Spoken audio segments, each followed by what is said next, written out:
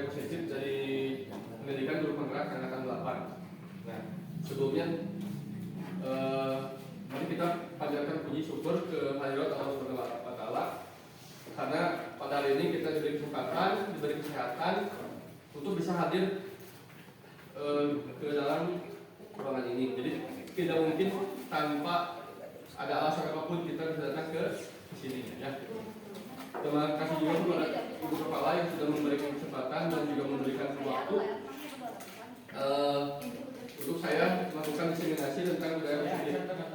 Ya, terus juga terima kasih kepada guru-guru yang sudah hadir, yang sudah menyempatkan waktu di saat kesibukan, mungkin di saat kesibukan di sekolah atau juga di rumah. Jadi bisa sedikit mungkin saya berbagi ilmu. Nah, di sini saya bukan menggurui atau mungkin Mas lebih pintar ya. Dulu misalkan mengikuti pendidikan guru penggerak. Mudah-mudahan yang lain yang belum ya. Sekarang buka angka 10 bisa daftar juga bisa lulus semuanya mudah-mudahan. Doakan juga untuk saya sekarang ini udah modul ke-6 dari 10, udah 50% ya. Mudah-mudahan sampai nanti selesai bisa berjalan lancar. Mohon dukungannya juga dari Ibu Kepala dan juga dari rekan-rekan semuanya. Nah, mungkin selanjutnya, nanti selamat datang Bapak Ibu guru hebat. Ya, saya yakin semuanya pasti Bapak guru yang hebat. Ya. Nah, di sini mari kita belajar bersama ya, berkolaborasi dan juga saling berbagi. Berarti ada ilmu itu sebesar untuk siapapun, kalau tidak dibagikan buat apa? Ya. Tapi ilmu itu kalau dalam agama itu seperti amal jariah ya. Jadi meskipun kita sudah meninggal, si ilmu itu terus mengalir pahalanya. Ya. Jadi meskipun kita punya ilmu sedikit atau banyak harus dibagikan. Nah, demi apa tujuan kita hari ini? Untuk mewujudkan desain positif di sekolah kita tercinta. Jadi kita inginkan seperti tadi yang sudah UKS dijelaskan di rapat yang tadi, hal-hal positif yang harus kita laksanakan agar terwujud juga di siswa kita mudah-mudahan. Nah, untuk jadi diseminasi membangun budaya positif di lingkungan sekolah. Nah, untuk bagian hari ini saya diberi waktu 60 menit untuk melakukan diseminasi, pembukaan 10 menit dan juga inti 40 menit dan penutup 10 menit. Nah, untuk pembukaan tadi mungkin di awal udah berdoa ya. Jadi segala sesuatu itu harus diawali dan diakhiri juga dengan doa. Nah, bisa kita terapkan juga di kelas kita. Kan itu juga sama, itu juga budaya positif. Kadang kita lupa gitu ya. Meskipun di tengah pelajaran, kalau memungkinkan berdoa lagi, boleh berdoa. Enggak harus di awal jam pertama dan di akhir, di tengah juga. Misalkan kalau dibutuhkan berdoa lagi, tidak apa-apa. Temukan. Nah, mungkin sebelum ke eksaminasi, ini kebiasaan saya di kelas. Sebelum itu kita tanya dulu, misalkan perasaan hari ini. Misalkan saya bertanya juga ke Bapak Ibu guru untuk perasaan hari ini, gimana perasaannya? Mungkin ada yang senang, mungkin ada yang sedih ya. Horor gimana? Horor dan maksudnya atau campur aduk senangnya, ada sedihnya. Nah, kita jadi, saya juga di kelas sama seperti itu. Jadi kan kita udah tahu siswa ini misalkan kadang satu kali itu yang satu kali, kadang 2 kali, kadang sampai 3 kali di awal, kadang sampai di akhir. Tapi minimal 1 kali kita laksanakan gitu. Nah, itu banyak bentuknya ya. Ada yang game, ada yang menampilkan video, ada yang melakukan gerakan. Nah, untuk ini saya sebelum sini mau tentang terapi ini. Judulnya itu Bumi itu Bulat. Mungkin Bumi itu bulat. Ya, kata kuncinya bumi itu bulat. Jadi bumi itu bulat ya. Ya. Tapi ini Pak, jawabannya tidak masuk logika matematika. Tidak masuk. Bumi itu bulat. Nah, contohnya misalkan gampang ini mah cuman penjumlahan. Penjumlahan.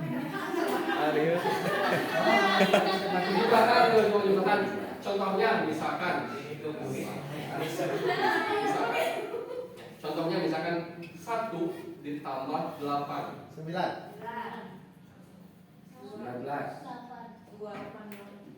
1 tambah berapa? 1 tambah 8 2. Ada yang 9. Kan kita juga tidak masuk logika matematika. Kalau logika matematika 1 tambah 8 berapa? 9. Jadi ini kan nggak masuk logika matematika. Ya, ini jawab 1 tambah 8 jawabannya sebenarnya kayak tadi kata Bu Salma 2 jawabannya. 1 tambah 8 2. Yang bagiannya 2 lagi. Nah, ya. Sudah. Ya. Sekali lagi misalkan 10 misalkan ditambah 5. 10 ditambah 5 1 kan kalau gimana matematika 15.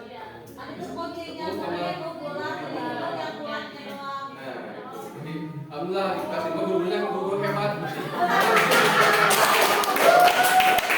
Tapi kalau saya terapkan ini diterapkan di kelas anak-anak itu lama loading anak-anak itu lama banget itu. Tapi saya percaya di kelas diterima guru-guru daya pikirnya itu sangat cepat ya. Atau mungkin sebelumnya pernah mendengarkan teka-teki ini mungkin sebelumnya belum.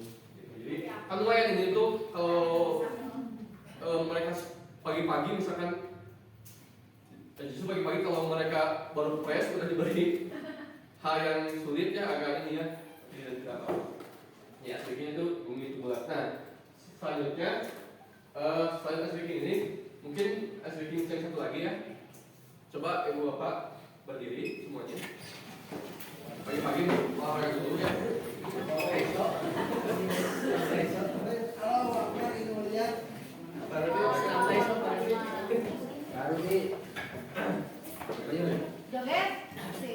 Instruktur. Misalkan masih ada hubungan dengan angka-angka.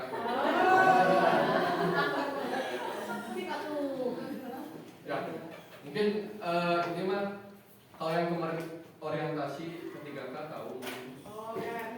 Bukan. Cuma menguji fokus sama konsentrasi.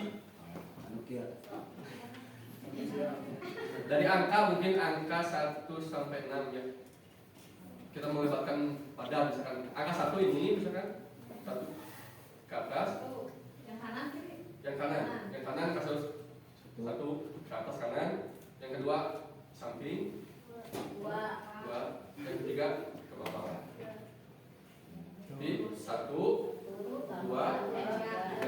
Jadi sekarang yang tangan kiri 4, 5, 6. Jadi 4, 5, 6. Jadi kalau saya menyebutkan angka 2 misalkan Aduh. 2. Kalau berkat ya. 1, 2, 3, 4, 5. Nah, atau misalkan 2, 4, 5, 3 misalkan. Nah, jadi saya ingin melihat ke fokusan ke penelitian. Coba misalkan semuanya Diurut dulu Pak, diurut dulu. 2, Iya, bagus. 3, Bagus. 4, Bagus. 5, 6. Ya. Oke, sekali lagi 1, Ya. 3.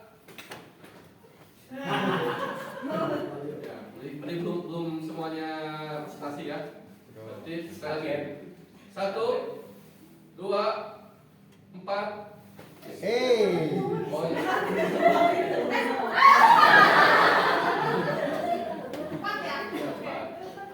Terus 2, 3, 5, 6. Dan masih ada 1-2 orang yang belum konsen ya. Kita mulai kalau semuanya udah konsentrasi ya, fokus. Sekali lagi ya. 1, 3, 4, 6. Udah ya semuanya jadi alhamdulillah.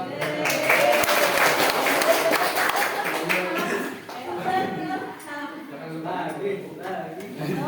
Alhamdulillah ya. Jadi semuanya sekarang udah fokus, udah konsentrasi. Mungkin yang pegal-pegal tadi udah apa namanya, udah relax ya, jadi siap mungkin kalau di kelas untuk menerima pelajaran atau di sini untuk menerima mungkin sedikit ilmu yang mungkin yang belum diketahui. Bukan saya merasa pintar, mungkin saya lebih dulu mengetahui daripada ibu yang lainnya atau bapak ibu yang lainnya. Nah di inti, nah jadi konsep utama budaya positif itu ada 7. Jadi ada 7 konsep utama budaya positif. Yang pertama ada perubahan paradigma belajar. Yang kedua disiplin positif. Yang ketiga kebutuhan dasar manusia. Yang keempat motivasi perilaku manusia. Yang kelima 5 posisi kontrol. Yang keenam segitiga restitusi. Yang 7 keyakinan kelas. Mungkin sebelumnya Bapak Ibu pernah dengar mungkin ke-7 ini atau pernah membaca materi atau di internet. Nah, pembelajaran yang terdiferensiasi. Jadi setiap peserta didik belajar sesuai dengan kebutuhan dari tahap perkembangan untuk mewujudkan profil pelajar Pancasila. Jadi harus belajar itu harus terdiferensiasi. Jadi sesuai dengan kebutuhan belajar. Jadi tidak mungkin semua siswa itu disamakan dalam hal proses pembelajaran tidak mungkin disamakan. Jadi harus terdiferensiasi. Dicukupkan kebutuhannya. Gitu ya. Jadi tugas kita itu mewujudkan kebutuhan belajar siswa yang berbeda-beda. Jadi ini pokoknya juga ada 6 ya. Yang pertama beriman dan bertakwa kepada Tuhan Yang Maha Esa dan bermulia. Terus yang mandiri, berdasarkan kritis, kreatif, bergotong royong dan berkomunikasi global. Kalau beriman dan bertakwa dan bermulia mungkin sudah kita laksanakan mungkin di kelas, misalkan yang tadi sebelum belajar kita berdoa, misalkan ada yang tidak hadir, yang sakit misalkan kita doakan cepat sembuh misalkan aja.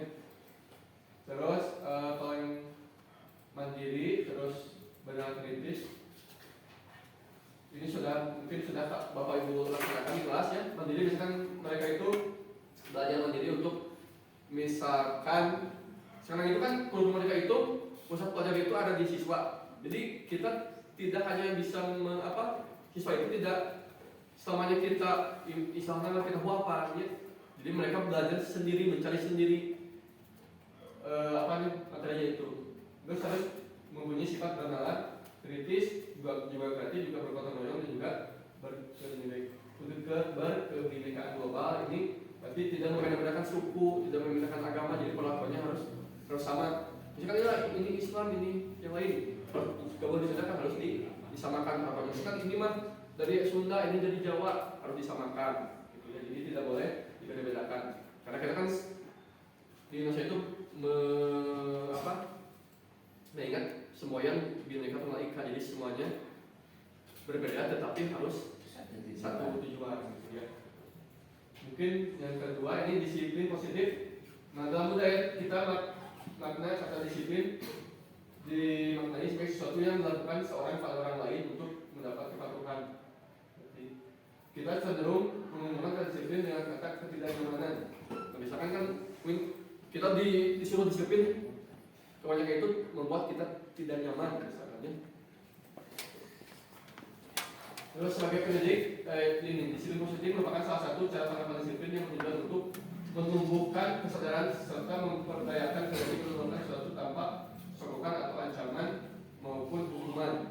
Jadi mereka itu disiplin tetapi tanpa ada ancaman, tanpa ada sokongan, tanpa ada hukuman. Jadi mereka disiplin muncul dari diri sendiri, bukan dari muncul dari tekanan atau ancaman orang lain gitu. Kalau di sekolah misalkan siswa itu disiplin itu bukan hanya karena takut kepada guru, bukan hanya takut tidak mematuhi peraturan, tapi mereka harus muncul dari diri sendiri bahwa mereka itu harus memposisikan disiplin.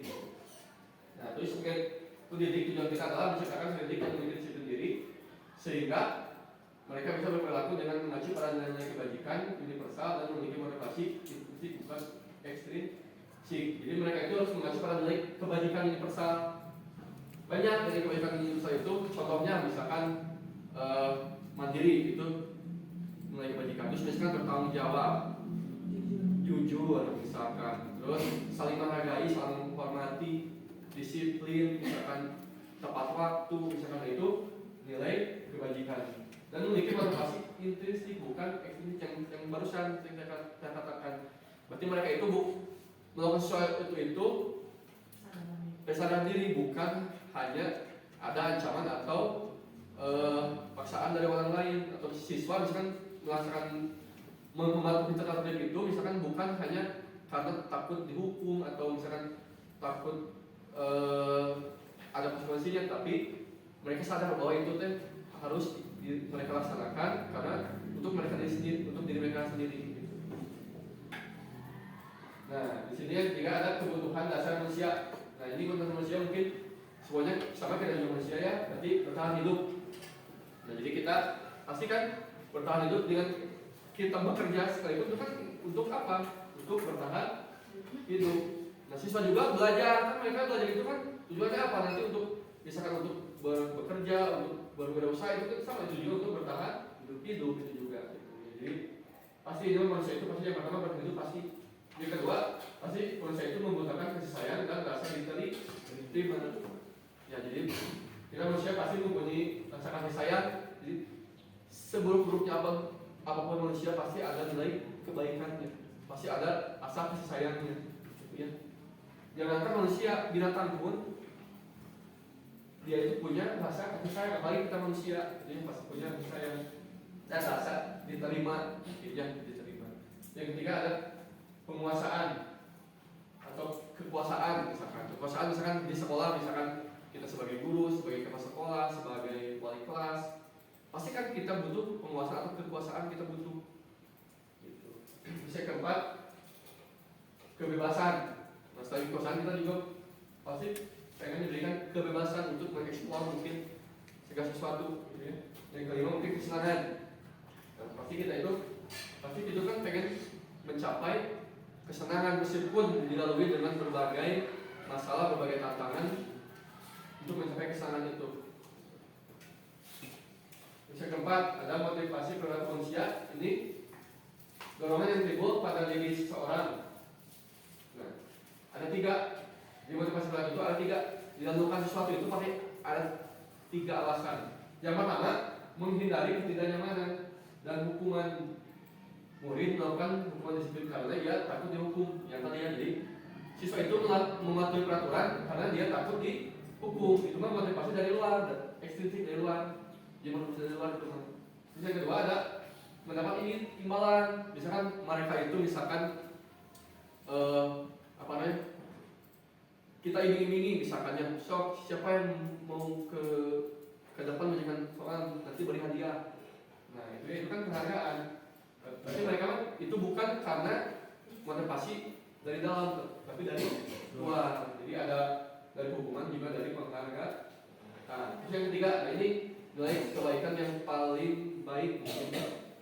Jadi nilai kebaikan itu timbul dari diri murid sendiri. Karena sadar akan nilai kebaikan di sini itu bukan, jadi muncul dari diri sendiri. Ini menjadi motivasi intrinsik. Jadi kesadaran itu muncul dari diri sendiri, tidak ada paksaan atau hukuman atau penghargaan dari orang lain. Nah, ini konsep disiplin dengan intensitas gagal. Kalau hukuman, pasti kan hukuman itu menyakitkan. Ya, misalkan mereka yang datang terlambat, misalkan dihukum, misalkan push up atau dihukum lari ke lapangan, pasti mungkin buat mereka menyakitkan. Juga membuat mereka tidak nyaman, mereka terpaksa melakukannya. Bisa murid takut, mungkin takut kalau datang kesiangan, takut lebih baik nggak sekolah, lebih baik daripada dihukum. Nah, kan seperti itu. Jadi daripada kesiangan dihukum, lebih baik nggak sekolah. Jadi murid takut kalau ada hukuman. Terus yang keempat, memaksa murid menunjukkan kesalahan. Jadi mereka kalau tidak ada hukuman, berarti mereka akan berbohong. Saya kalau murid sendiri rendah diri, jadi bukan rendah diri, jadi merasa pintar, merasa seperti apa, gitu ya. Kalau hukuman. Nah, pada hukuman, penghargaan juga sebetulnya sama. Saya juga sebelum mengikuti pendidikan berat, memahami bahwa penghargaan itu mungkin hal yang baik. Tetapi setelah dipelajari, penghargaan itu tidak selamanya menjadi baik. mereka itu tidak efektif. Kenapa tidak efektif? Karena misalkan kalau mereka sudah terbiasa lebih penghargaan, berarti pada suatu saat mereka disuruh melakukan sesuatu tapi tidak diberi penghargaan, mereka pasti tidak akan melakukannya, tidak akan semangat, tidak akan ada motivasi. Berarti akan agak cenderung apa nih? Kalau yang merokok kecanduan, di kecanduan mereka kalau melakukan sesuatu itu harus ada imbalan atau penghargaan, itu tidak efektif. Yang kedua, merusak hubungan. Nah, merusak hubungan sifat iri. Jika misalkan mereka yang mendapatkan penghargaan, mereka akan senang mungkin, tapi kan teman yang lainnya mungkin akan iri, akan apa namanya, iri ya, akan benci mungkin, sampai benci mungkinnya ke mereka yang mendapat penghargaan, gitu ya. Terus yang mematikan kreativitas, berarti mereka yang mendapat penghargaan, berarti mereka akan mereka itu kurang kreatif, tidak aktif, tidak mendapatkan pasti lebih down lagi, lebih drop lagi. Terus makanya itu berhubung dengan ranking. Nah, sebenarnya berhubung dengan ranking juga ada positif, ada negatifnya. Nah, berarti kalau berhubung dengan ranking, misalkan wali kelas mengumumkan ranking misalkan 1 sampai 10 misalkan. Berarti yang ranking di atas itu, di luar 10 itu besar itu, mereka akan menjadi down ya, menjadi merasa rendah diri, merasa mungkin dalam tanda kutip merasa tidak pintar, merasa kurang, gitu ya. Jadi angka baiknya mungkin sistem ranking bisa dihilangkan atau seperti apa gitu ya sebenarnya. Yang keempat, menambah hak menghargai dirinya. Jadi berarti tidak menghargai diri sendiri, berarti menghargai itu karena ada motivasi dari penghargaan itu.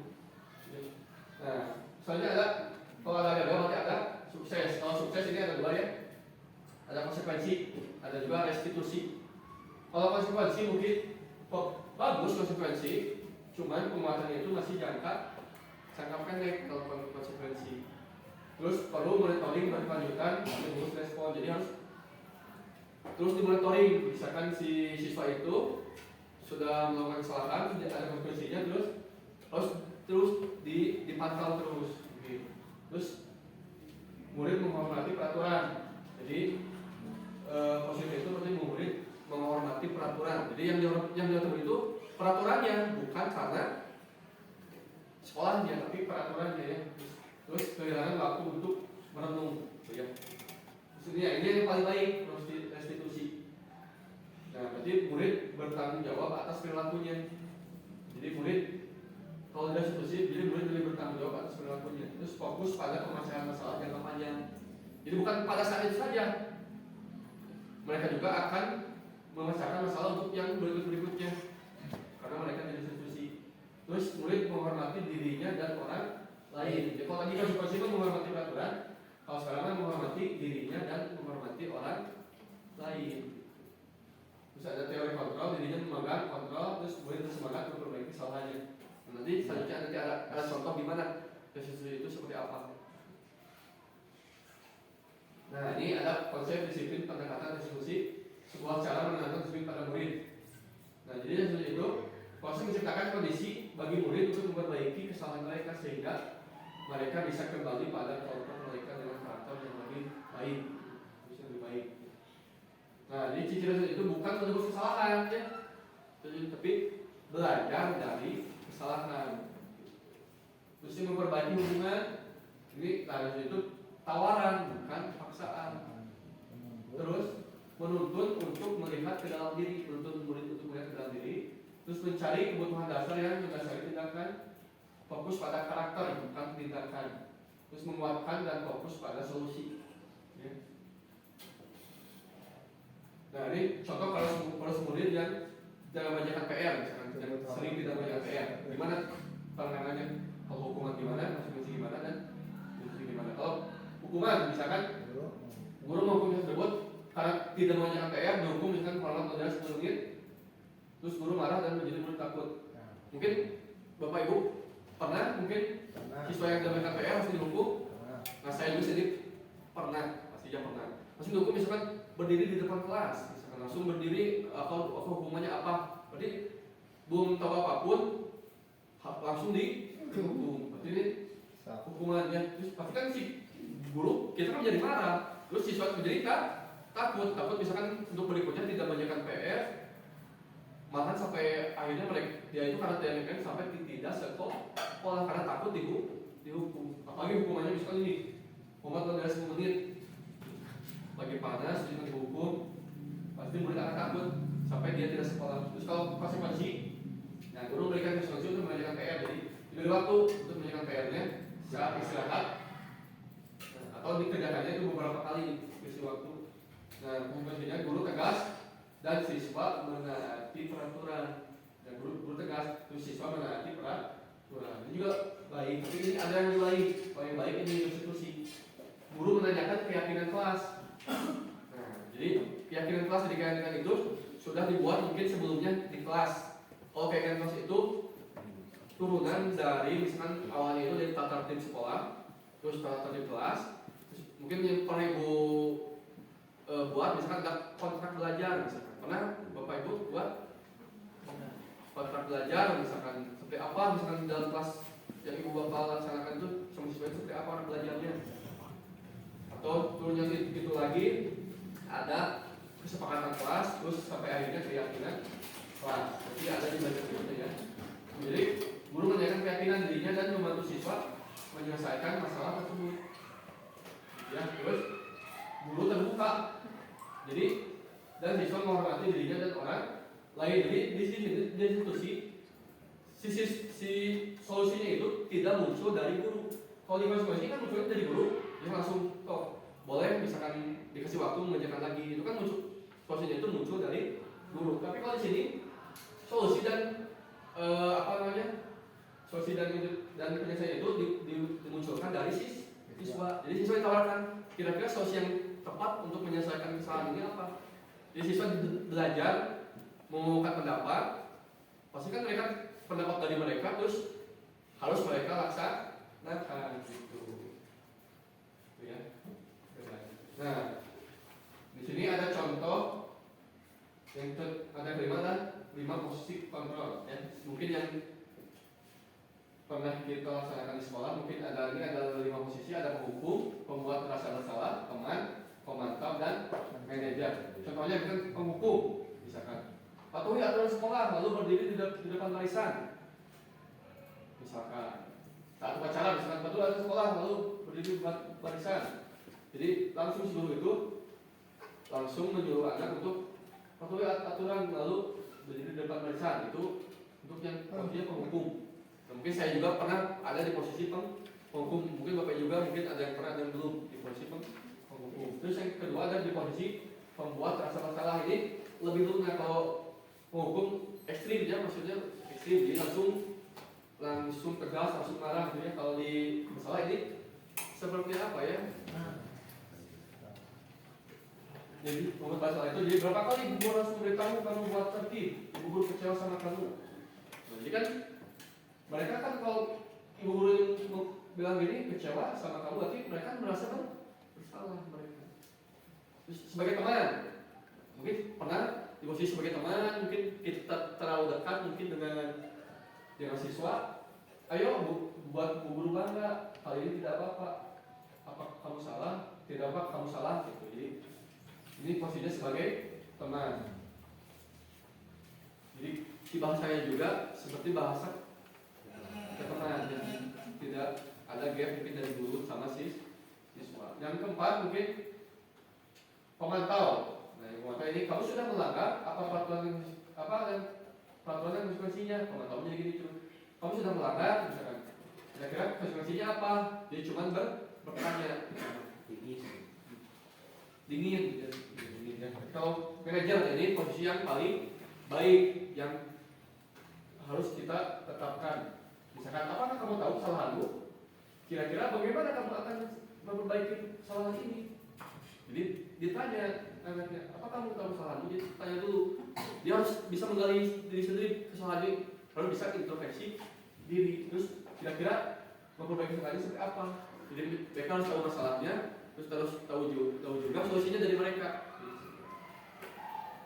Nah ini bisa dilihat video posisi kontrol yang barusannya yang menghukum sampeyan.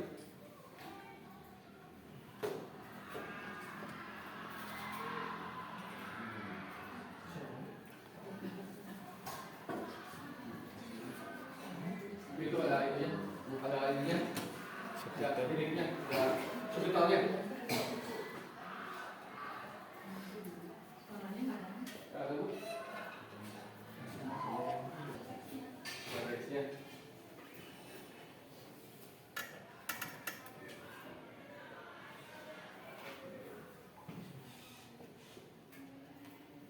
Ini posisi si penghukum ini.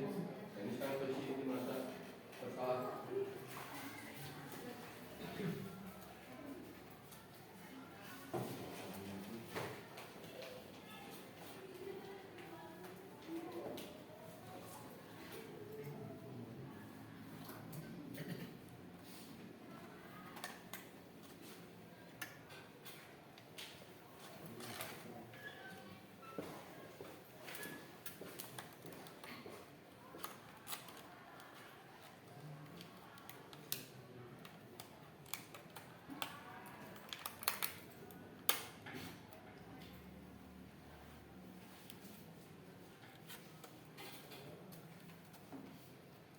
Ini posisi dulu ya.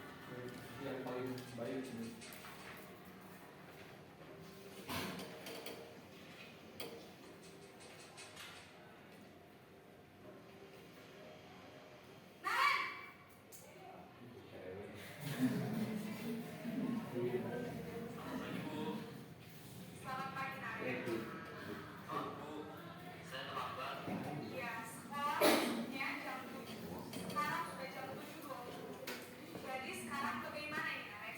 Maaf Bu,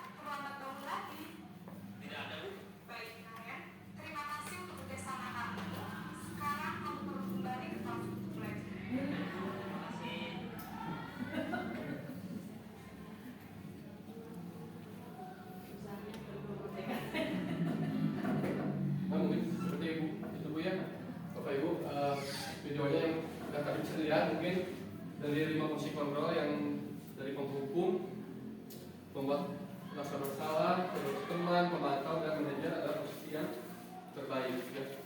Mungkin yang tadi diterapkan oleh si ibu yang terakhir yang di emotional manager itu menggunakan ini segitiga, resti itu ini sisi. Yang pertama ada menstabilkan identitas, terus validasi tindakan yang salah dan menanyakan keyakinan kelas. Nah, jadi ini diyakini penerapan skill itu adalah penerapan yang terbaik mungkin yang bisa Bapak Ibu laksanakan saat siswa misalkan melanggar peraturan sekolah atau saat di kelas mungkin ya. Seperti itu. Nah, ini ada lagi dengan penerapan segitiga diskusi ya.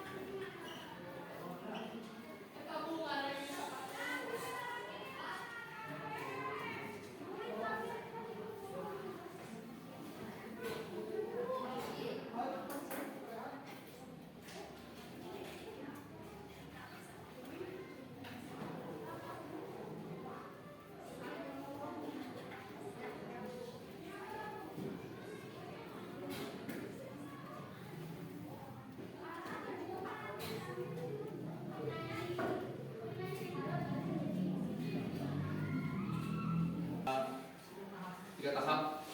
Yang pertama menstabilkan identitas.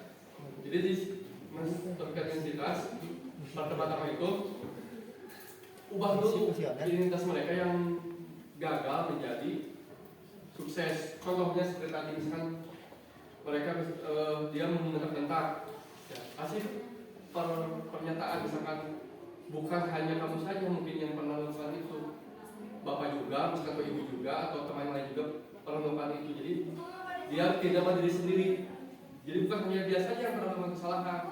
Mungkin di yang kedua jangan mengkritik, misalkan jangan langsung kamu salah, kamu jangan. Jadi munculkan pendapatnya dari mereka sendiri agar mereka bisa memperbaiki diri mereka sendiri juga. Terus yang kedua ada validasi tindakan yang salah. Nah, kira-kira tanyakan ke dia, misalkan kira-kira yang sudah kamu lakukan itu apakah sesuai dengan keyakinan kelas atau prinsip kamu, misalkan dengan prinsip kebenaran seorang sudah sesuai belum? Nah, pasti kan kalau dia merasa ini pasti dia mengakui kesalahannya. Terus yang ketiga tentang menanyakan keyakinan kelas. Berarti sebelum kita menerapkan ini kita harus buat dulu keyakinan kelas atau keyakinan sekolah. Jadi keyakinan kelas itu kita buat di mata pelajaran masing-masing. Jadi misalkan di setiap pelajaran itu berbeda-beda mungkin. Atau mau buat kedepannya misalkan bisa saja keyakinan itu menjadi keyakinan sekolah. Jadi untuk semua siswa berlaku untuk satu itu keyakinan sekolah. Jadi harus dibuat dulu baru ditanyakan. Kira-kira sudah sesuai belum dengan keyakinan sekolah, atau kalau sekarang masih belum ada misalkan dengan peraturan sekolah sudah sesuai belum? Nah, ditanyakan sambil dia mengingat peraturan sekolah atau keyakinan sekolah. Nah, terus selanjutnya, nah mungkin dari tadi materi terus ya. Harus ada mungkin kalau saya lihat online itu ada yang namanya itu start and stop. Start itu mulai dulu, ada stop dulu, ada jeda untuk mencairkan gitu ya. SBK ini lagi ya. Nah. Bisa jawabin. Mungkin bisa ibu bapak ibu berdiri lagi, mungkin para gelap tadi namanya duduk bisa berdiri lagi mungkin. Ya.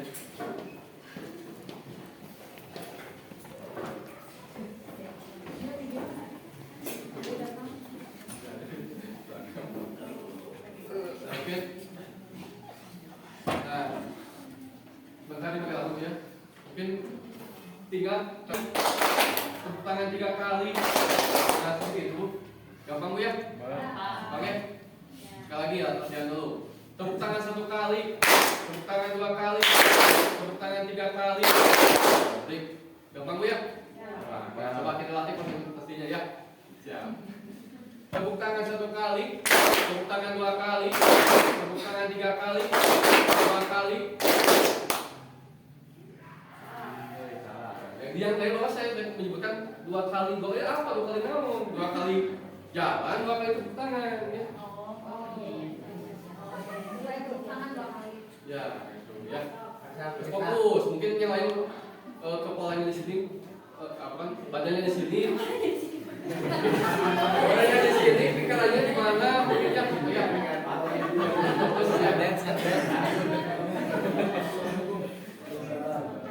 Ya mungkin ya sekali lagi ya. Tepuk tangan 1 kali, tepuk tangan 2 kali, tepuk tangan 3 kali, tepuk tangan 2 kali, 3 kali. Wah, ada nanti yang belum memperhatikan secara ini ya, perlu fokus. Jadi kalau kita semuanya udah kompak, mulai lagi gitu ya. Oke, ya, sekali lagi, tepuk tangan 1 kali, tepuk tangan 2 kali, tepuk tangan 3 kali, tepuk tangan 3 kali, 1 kali. Baru datang. Nonton kok belum banyak.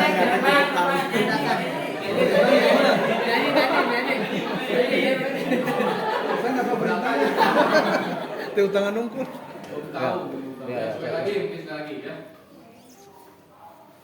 Tepuk tangan 1 kali, tepuk tangan 2 kali, tepuk tangan 3 kali, tepuk tangan 1 kali, tepuk tangan 3 kali, 2 kali. Nah, terus sudah kompak, sudah konsentrasi, semuanya sudah. Mungkin dari berbagai materi, kita diskusi, misalkan sedang belajar mereka apa namanya ada kebutuhan, ada apa. Nah, kita kasih game dulu, kasih pencerahan dulu agar mereka kembali lagi mencair atau yang mempunyai dulu dan mencair lagi gitu ya. Nah, materi terakhir gitu ya. Tentang keyakinan kelas. Nah, kalau dulu bahasanya itu tata tertib sekolah, tata tertib kelas, kesepakatan kelas, kontrak belajar. Ini mungkin yang lebih apa namanya? Keyakinan kelas yang lebih bagus ya.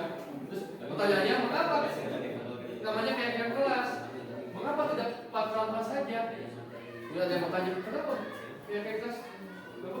Bukan peraturan saja, karena kan sama aja. Kenapa? Nah ini suatu keyakinan adalah akan lebih memiliki memotivasi seorang dalam atau mendefinisikan misi. Jadi kalau keyakinan kan yakin itu muncul dari dalam diri sendiri, itu muncul dari diri sendiri. Yakin, kita harus yakin bahwa misalkan si peraturan itu akan bisa kita laksanakan. Kalau tidak yakin, jangan dibuat keyakinan kalau tidak yakin. Ya. Terus, adapun tujuan keyakinan di kelas itu yang pertama menciptakan pembelajaran yang berpusat pada murid. Jadi kan sesuai kita di ilmu mereka itu, kita pembelajaran itu harus berpusat pada murid. Guru hanya sebagai manajer atau sebagai fasilitator, pemantau. Ya. Yang kedua, memunculkan keterlibatan murid dalam menentukan kelas yang diimpikan sehingga murid lebih bertanggung jawab. Jadi jika kelas munculkan keyakinan itu dari siswa. Otomatis kalau muncul dari siswa, pasti siswa akan bertanggung jawab karena itu muncul dari siswa, bukan muncul dari sekolah munculnya, tapi dari siswa sendiri. Misalkan contohnya yang pacaran, misalkan ini kepada yang tadi kayak lucu kan. Contoh ya, misalkan komitmen misalkan akan setia misalkan bisa kan itu kan muncul dari diri sendiri, pasti akan dilaksanakan mungkin ya bukan saya di teman orang lain ya. Contoh ya setia misalkan itu kan muncul dari diri sendiri, pasti akan dilaksanakan itu karena apa namanya keyakinannya itu muncul dari diri sendiri. Nah, siswa juga seperti itu. Beri siswa kesempatan untuk mengungkapkan pendapat, mengungkapkan kelas yang mereka impikan seperti apa. Akan karena muncul dari siswa, pasti harus dilaksanakan juga oleh siswa. Kalau muncul dari sekolah, pasti mereka itu anggapnya sebagai paksaan, ya, sebagai apa namanya bukan motivasi dari diri sendiri, tapi dari takut dihukum, takut seperti ini. Yang ketiga, menemukan komunikasi efektif antara murid dan guru. Kan saat membuat keyakinan itu pasti ada diskusi ya, pasti ada komunikasinya lebih cair, lebih berjalan lagi antara guru dan murid. Nah, jadi keyakinan itu harus bersifat harus bersifat abstrak. Dari pengetahuan yang lebih rinci dan konkret, jadi harus lebih rinci, ya. Terus berupa pernyataan universal. Ya. Contohnya seperti tadi yang tadi saya sebutkan, misalkan bertanggung jawab, misalkan disiplin, misalkan saling menghargai, saling menghormati, misalkan menjaga kebersihan, menjaga ketertiban, itu pernyataannya yang universal, ya. Dan mudah diingat juga ya. Senantiasa dibuat dalam bentuk yang positif. Dibuat itu dalam bentuk yang positif. Jadi tidak lagi yang kalimat yang negatif, harus yang positif. Ya. Nah, hendaknya tidak terlalu banyak, dosa penting ya. Bakal lupa. Misalkan 3 atau 5 si kayak kelas itu jangan banyak, kalau banyak pasti mereka lupa. Jadi harus yang mudah diingat dan mudah dipahami. Jangan ribet, bahkan jangan yang ribet. Ya. Misalkan 5, sebagai sesuatu yang dapat diterapkan dengan tersebut. Misalkan kira-kira itu memang bisa diterapkan, namun tidak bisa diterapkan, jangan dibuat di keyakinan gitu. Jadi harus bisa diterapkan. Ya, karena semua warga kelas hendaknya ikut berkontribusi dalam pembuatan keyakinan kelas lewat kegiatan curhat pendapat. Jadi semua siswa dilibatkan untuk membuat keyakinan kelas itu ya. Jadi semuanya dilibatkan, semuanya diberikan wadah atau waktu berpendapat. Terus bagaimana pembentukan keyakinan itu? Bagaimana pembentuknya?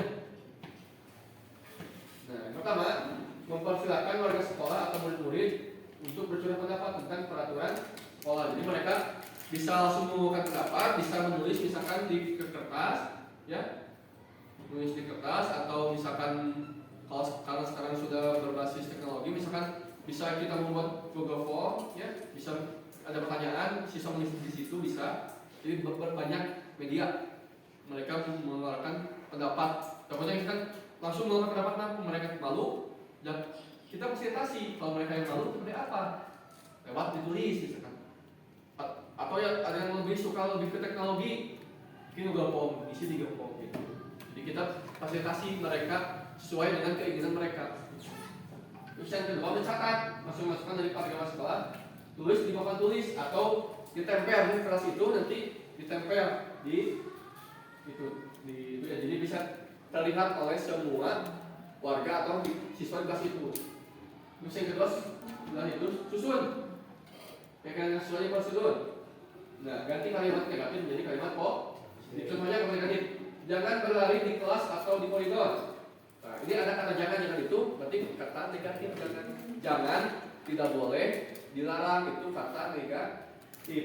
Ubah menjadi ini, berjalan di kelas atau koridor. Kan bahasanya lebih enak ya. Gitu. Saya ini contohnya mungkin ada yang tahu, apalagi contohnya misalkan masuk lab jangan pakai sepatu ke lab.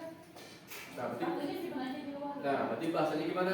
Simpanlah sepatu di luar atau di tempatnya, kalau ada tempatnya. Misalkan kalau negatifnya, jangan misalkan memakai sepatu ke dalam lab. Itu kan kalimat negatif ya, ada jangan. Jadi ubah menjadi kalimat yang positif. Jadi yang tadi, simpanlah misalkan sepatu di tempat yang disediakan, atau di tempatnya misalkan gitu, atau di luar.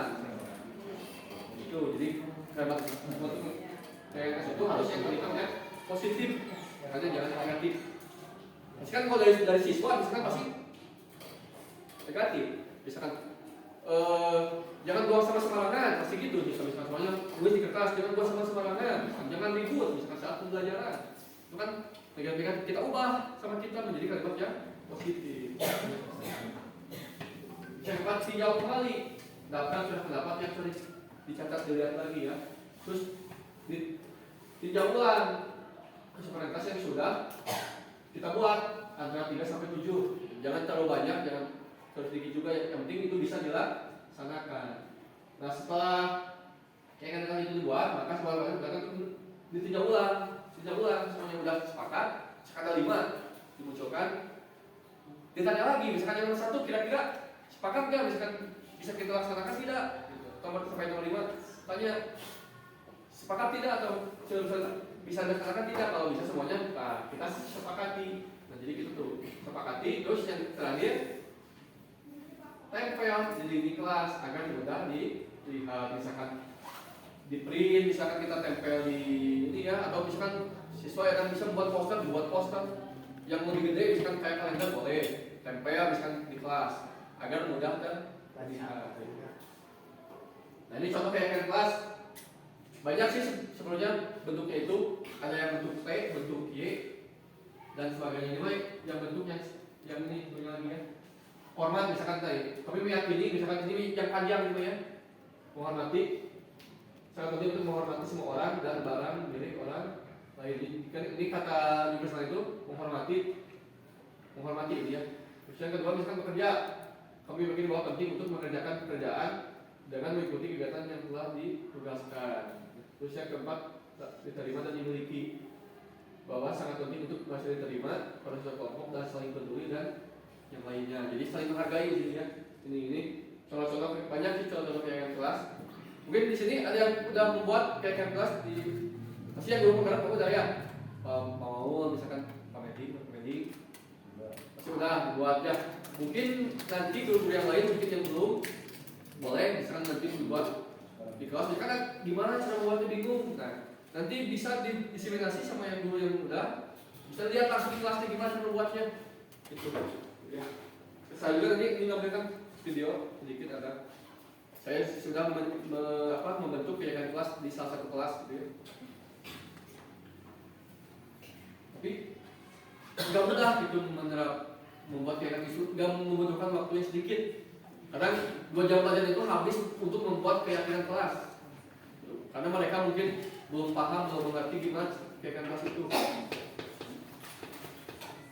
Nah ini kalau ini selanjutnya materinya udah habis. Nah ini contoh penerapan dari budaya musik yang 7 tadi yang sudah saya laksanakan di sini gitu ya. Nah, 2 tentang penerapan kritikan institusi dan juga membuat keyakinan kelas. Nah ini penerapan kritikan institusi. Gabut juga. Cabut aja Pak. Cabut nih. Keadaan.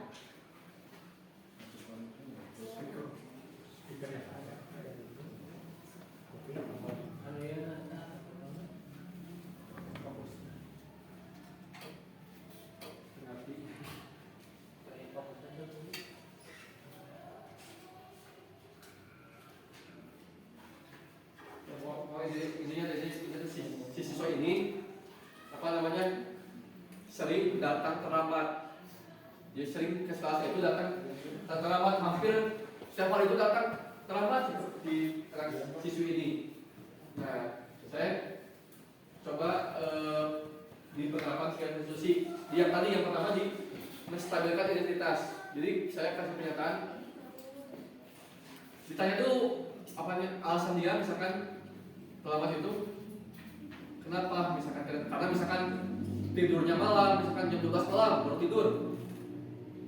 Kenapa misalkan tidurnya malam, misalkan karena mungkin kebanyakan perempuan lah, mungkin juga sama ibu scroll TikTok katanya sampai jam 12 malam gak kerasa, jam 12 terus, nah baru jam 12 baru mulai ngantuk kayak tadi, hurufnya nih apa namanya sebenarnya, nah ketiduran, nah ya terus kasih dulu pernyataan lagi bahwa bukan hanya dia yang pernah terlambat, bukan hanya kamu saja, orang lain juga pernah terlambat, bahkan mungkin guru juga pernah terlambat. Jadi ubah jadi identitas gagal ke sukses. Jadi bukan hanya dia saja yang pernah terlambat, tapi kita juga guru dan siswa lain, orang lain juga pernah terlambat.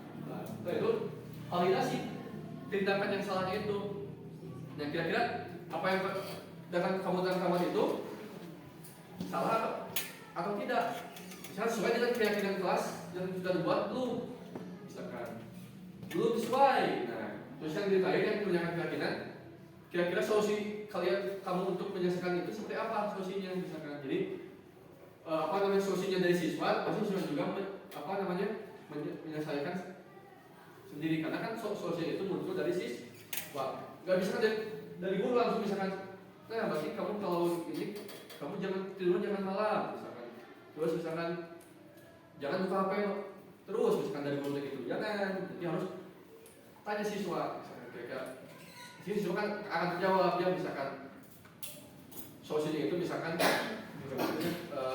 siswa misalkan tidurnya lebih awal, misalkan ya tidurnya lebih awal, terus tidak scroll TikTok sampai malam, misalkan dibatas sampai jam 8, misalkan. Terus bangun tidurnya misalkan pakai alarm atau apa, ya. Nah ini saya jelasin. Ini tanggapan siswa setelah penerapan segitiga restitusi. Di tanggapan siswa, Yuli itu ya. Yuli, Yuli. oh Yuli. Pas Pak itu Pak SMP 2. Peneriani. Kurang bulan PKM, kirim nulis PKM. Gak ngajar paginya. Nah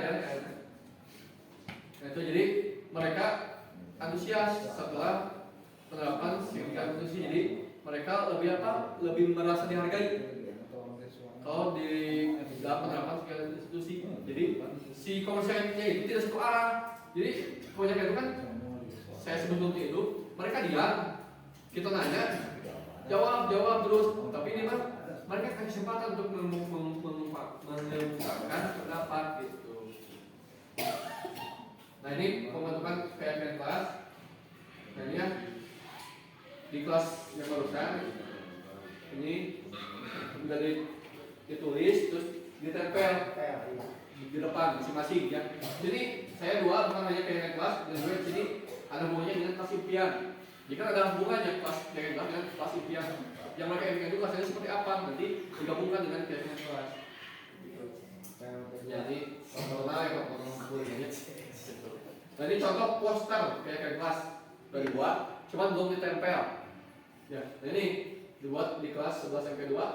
Yang pertama bertanggung jawab dan disiplin. Jadi mereka harus bertanggung jawab dan disiplin. Semuanya seperti apa dan disiplinnya? Misalkan datang terlambat, datang tepat waktu. Misalnya mengerjakan tugas tepat waktu. Ya.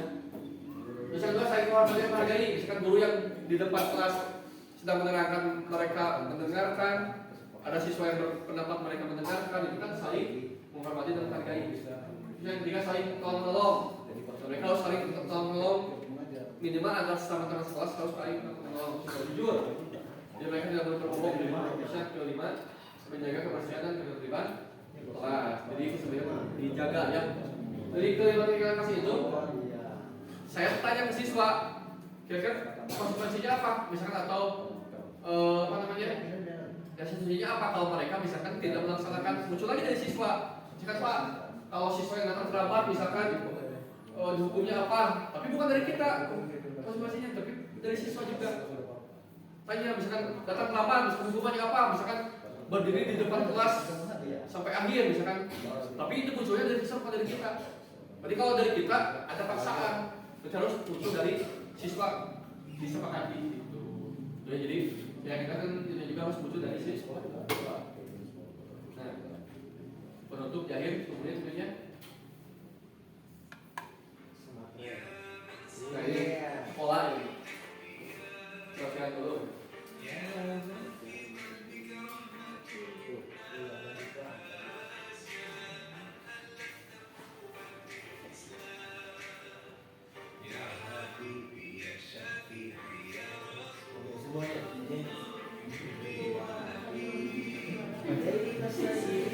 Rahman nyanyi Rahman.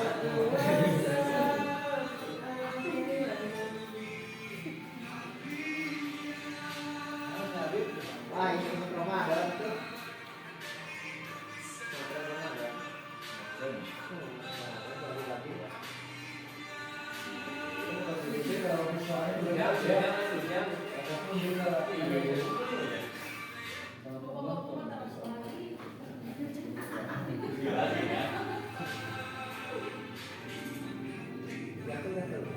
Rahmat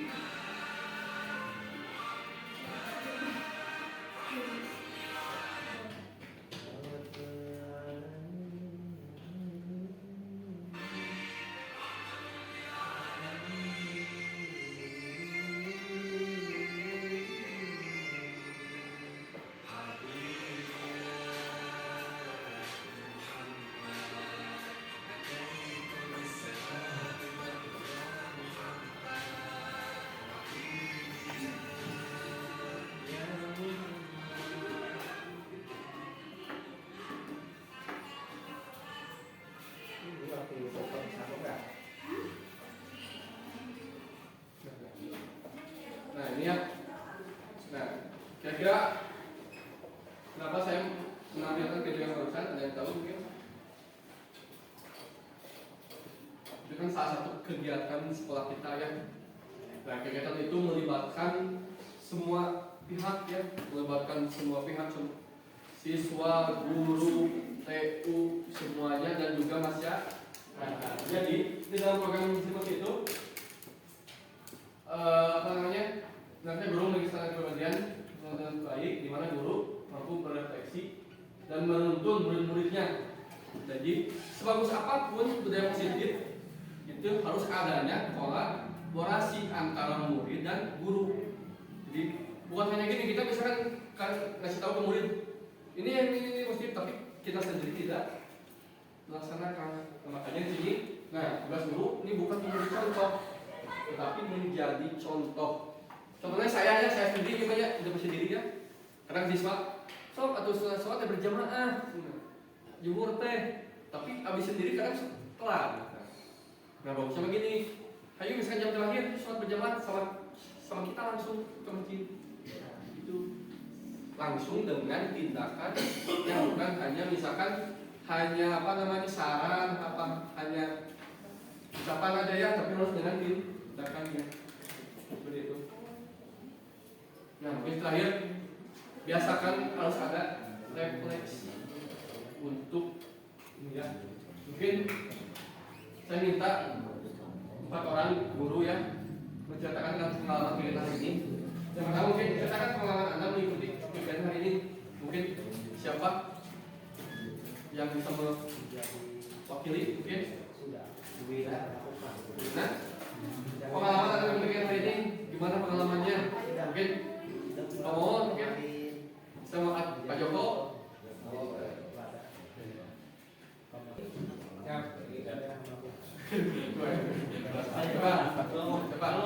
Coba yang duluan. Assalamualaikum warahmatullahi wabarakatuh. Terima kasih Pak Egi.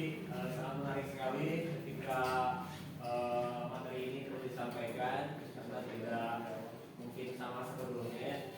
Ada sedikit berbeda-berbeda, di mana ketika kita memulai pembelajaran tadi betul dibuka dengan yang sangat menyenangkan, dengan kondisi-kondisi siswa yang mungkin tidak tahu dan berbeda setiap siswanya. Dan di tengah pembelajaran pun ketika suasana sudah tidak kondusif, boleh dilakukan seperti itu. Itu sangat bagus sekali. Itu memancing saya semakin kembali lagi mengingatkan merefleksi lagi bahwa ke depan harus lebih baik lagi seperti Pak Egi. Terima kasih lagi. Terima kasih untuk pengalaman untuk jawabannya. Terus yang ketika ceritakan apa yang Anda pelajari ini mungkin.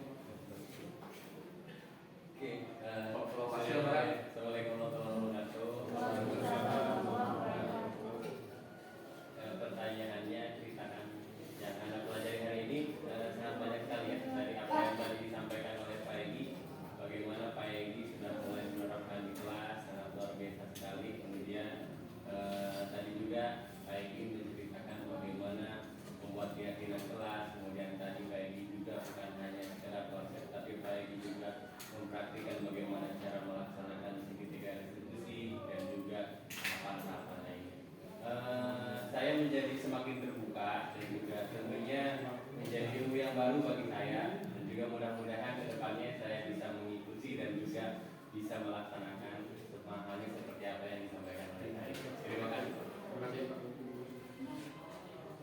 Dan terakhir mungkin manfaat kegiatan ini dalam kehidupan sehari-hari.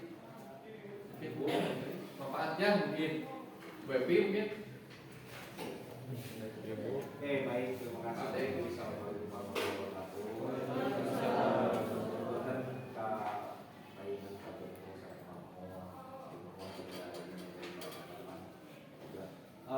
terkait untuk manfaat GRE terus bermanfaat untuk kita semua di sini. Ini mereview ulang lah, mungkin kepada Pak Mau, Pak Joko, maksud saya, Luis, mereview ulang ya. Istilahnya kan pembelajaran yang digunakan di generasi ini adalah analogi ya, yang mempertanyakan karena memang sumber ilmunya dari Pak Egi, kadang-kadang dari fraksi itu ada progres ilmu seperti itu. Tidak, memang tadi kata Pak Mau tidak sepenuhnya sama, tapi tujuannya itu sana seperti itu. Artinya tetap ada ilmu baru yang ini yang muncul seperti itu. Mulai tadi misalkan antara kalau hukuman dengan apa tadi? Hukuman dengan konsekuensi itu jomplang ya. Tapi ketika konsekuensi dibandingkan dengan lagi restitusi, memang itu agak tipis. Nah mungkin kalau harapan saya ke depan bisa ada diskusi lah seperti itu. Karena jujur lah, untuk tingkatan kita ini menengah atas ya. Karena saya sebenarnya tidak setuju kalau anak menengah atas itu dikategorikan anak. Saya lebih setuju kalau udah mulai dewasa. Karena dalam agama pun kan usia dewasa anak 17 ya. Kita ini kan SMA ini 16 ke atas rata-rata. Karena berdasarkan real dunia nyata yang dihadapinya itu bukan hanya sekedar apa ya, tapi lebih kenakalan remaja. Nah, kadang-kadang kemarin kata pasir pun ya ketika kita mengontrol anak-anak ya kita tidak mesti harus juga menggunakan posisi manajer, itu bisa melihat situasi. Bisa juga disandingkan dengan perbandingan antara apa konsekuensi yang lebih bagus ataukah restitusi yang lebih bagus seperti itu.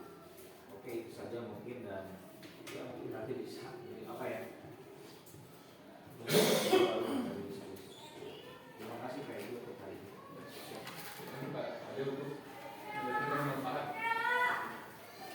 Ya, mungkin teruskan mungkin sebelumnya mohon maaf, mungkin ada dari saya ada salah kata, mungkin ada yang dari perilaku, dari kata, dari ucapan dimohonkan maaf ya, atau mungkin terlalu lama mungkin ya, atau ya mungkin terima kasih. Assalamualaikum warahmatullahi wabarakatuh.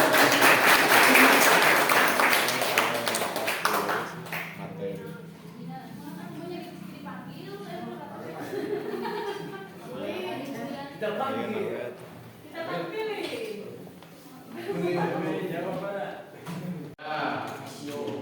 Ya, demikian.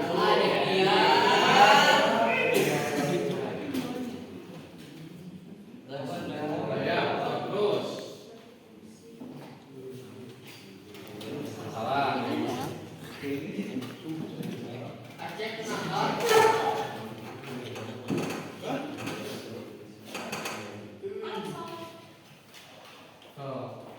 Terus bawa ke atas, mau bisa lihat ya. Oh,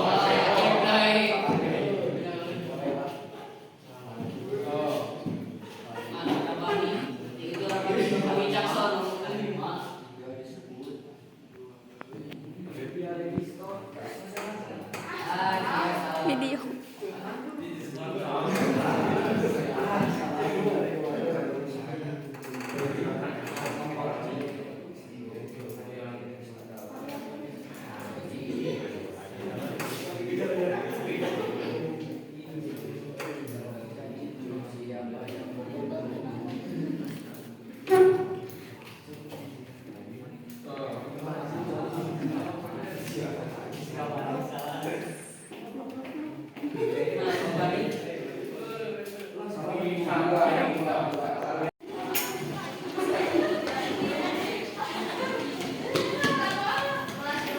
Sok udah.